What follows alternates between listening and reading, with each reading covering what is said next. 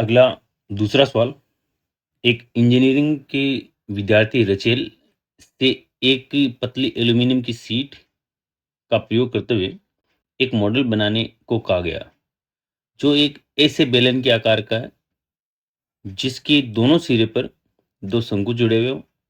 इस मॉडल का व्यास 3 सेमी और इसकी लंबाई है जो 12 सेमी। यदि प्रत्येक शंकु की ऊंचाई 2 सेमी हो, तो रचेल द्वारा बनाए गए मॉडल में अंतर्विष्ट हवा का आयतन है जो हमें ज्ञात करना है। तो कैसे इसको हल किया जाए? तो इसके लिए हमें इस प्रकार से एक डायग्राम की आवश्यकता रहेगी।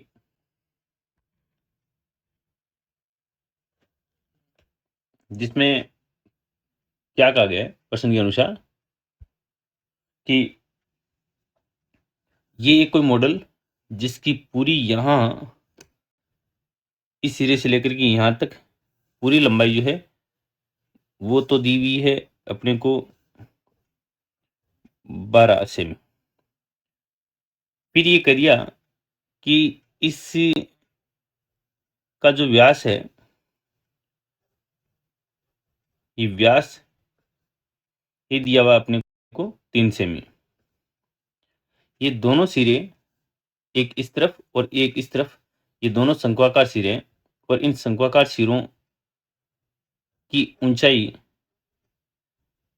एच का मान जो दे रखा है 2 सेमी।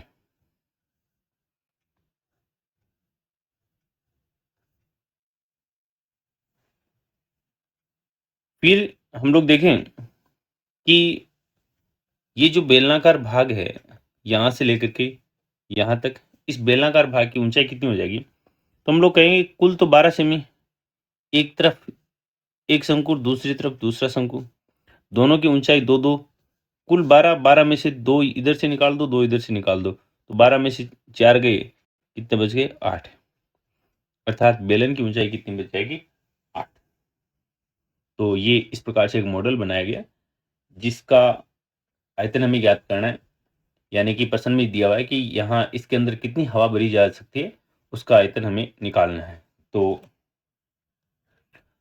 बेलन, बेलन के साथ में दो शंकु जुड़े हुए हैं, अर्थात हम लोग कहेंगे इसका आयतन निकालने के लिए कुल आयतन जो होगा एक बेलन प्लस दो शंकु का आयतन जो दिया हुआ है उसको नोट करें पहले तो कि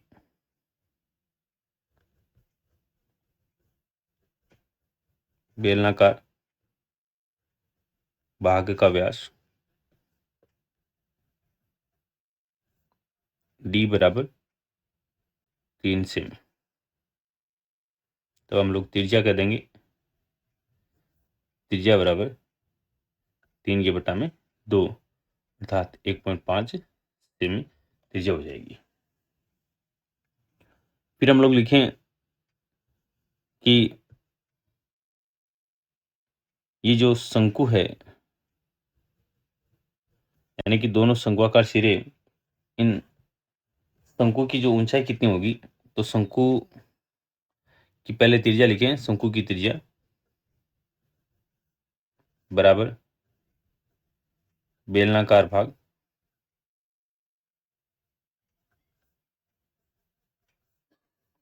की त्रिज्या। तो शंकु की त्रिज्या कितनी हो जाएगी? बेलनाकार की अगर 1.5 है तो शंकु की भी कितनी हो जाएगी? 1.5। फिर प्रश्न में कहा है कि शंकु की ऊंचाई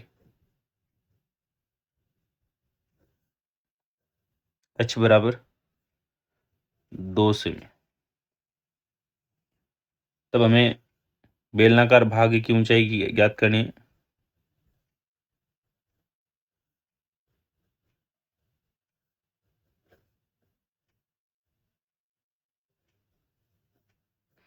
ऊंचाई h बराबर क्या लिखें?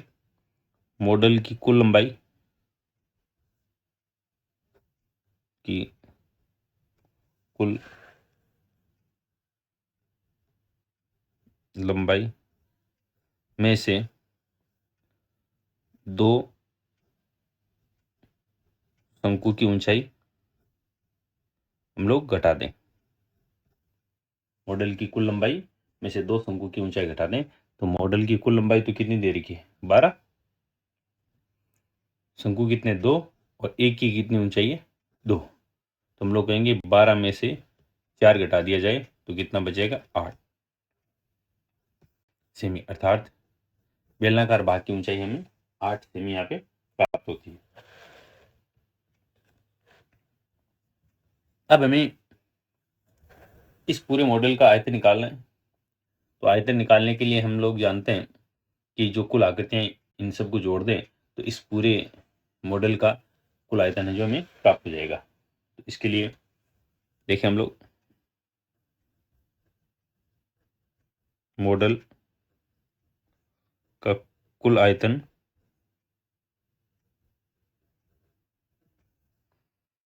बराबर बेलनाकार भाग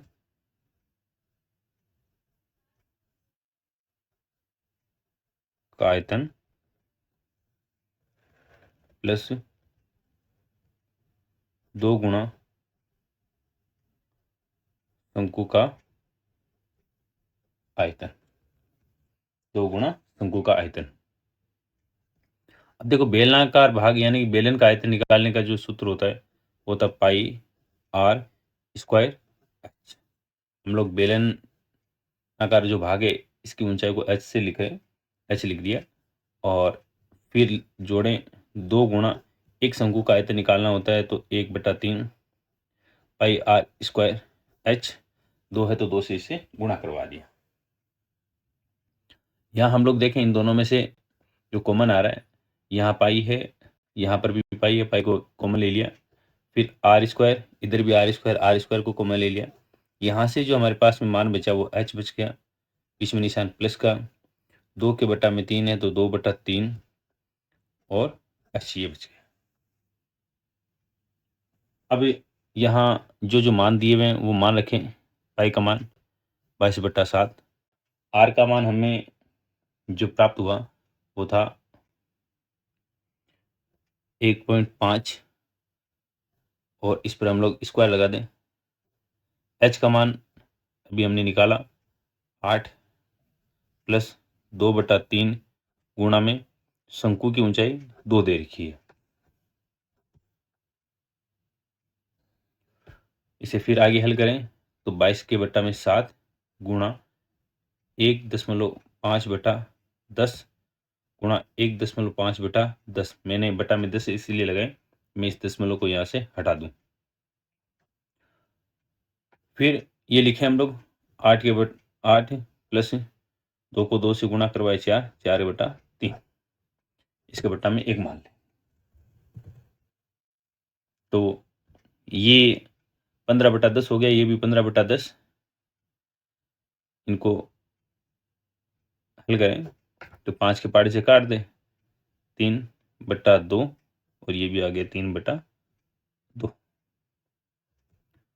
फिर देखो यहाँ आगे हल करें 22/7 गुणा 3/2 गुणा 3/2।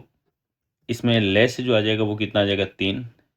एक में 3 का भाग देंगे 3 बार, एक का 3 में भाग देंगे 3 बार जाएगा। 3 को 8 से गुणा करवा दिया, 8 3 24 प्लस 3 का 3 में देंगे एक बार और 1 को 4 से गुणा करवाएंगे तो 4। अब इसको मैं यहाँ हल कर देता हूँ तो हमारे पास में जो 22/7 3/3 3/2 3/2 और ये 24 में 4 जोड़ेंगे तो 28 हो जाएगा बटा में 3। तो लिखें 22 के बटा में 7 गुणा 3/2 गुणा 3/2 गुणा 28/3। 24 में 4 जोड़ा बटा में 3। अब देखो 7 के पहाड़े से अगर मैं इसको काटूं तो 4 बार, 3 के पहाड़े से 1 3 कट जाएगा, 2 को 2 से गुणा करवाया 4 और 4 से 4 कट जाएगा। तो 22 को 3 से गुणा करवाते हैं तो 66 घन सेमी आयतन हमें इस मॉडल का प्राप्त हो जाता है। अर्थात मॉडल का कुल आयतन बराबर कितना हो जाएगा? 66 घन सेमी। अंत में नीचे लाइन लिख सकते हैं हम लोग कि मॉडल का कुल आयतन बराबर 66 घन सेमी।